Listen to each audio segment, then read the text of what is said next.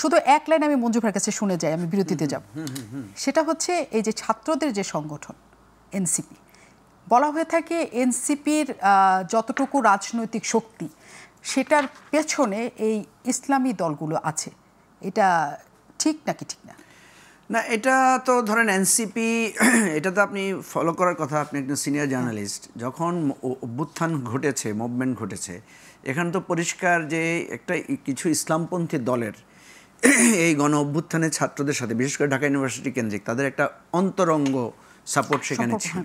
এবং এর পরবর্তীতে কিন্তু একটা বিতর্ক হয়ে তাদের মধ্যে একটা ফ্র্যাকশনও তৈরি হয়ে গেছে, ভাগও হয়ে গেছে। আপনি দেখবেন আপ বাংলাদেশ নামে একটা আলাদা করে, যারা শিবিরপন্থী ছিল তারা কিন্তু একটা আলাদা হয়ে গেছে। তো একটা প্রভাব তো আছেই। এবং জামাত তো নিজেদেরকে কিছুটা আড়াল করে হলেও, কৌশলে হয়েও এই সরকার পতনের জন্য এক ধরনের বিরাট ভূমিকা রেখেছে, এবং হিউজ তাদের ইন্টারভেনশন, ওদের কমপ্লিমেন্ট ছিল এটার সাথে। তো এখন এটা তো থাকবে স্বাভাবিক। সে যেহেতু মনে করেছে যে এই সরকারের পতন ঘটাতে হবে, সে তার রাজনৈতিক কৌশল নিয়েছে, নানাভাবে সে চেষ্টা করবে, এবং তারা তো এটা অস্বীকার করছে না, তারা স্বীকারই করছে। তা আপনি যখন কন্ট্রিবিউট করবেন তখন আপনার একটা অবস্থান তো থাকবেই সেখানে। সুতরাং এটা আমি মনে করি না যে এখানে কোনো হিজিবিজি বা গোজামিল দেওয়ার কোনো বিষয় আছে। অনেক ধন্যবাদ।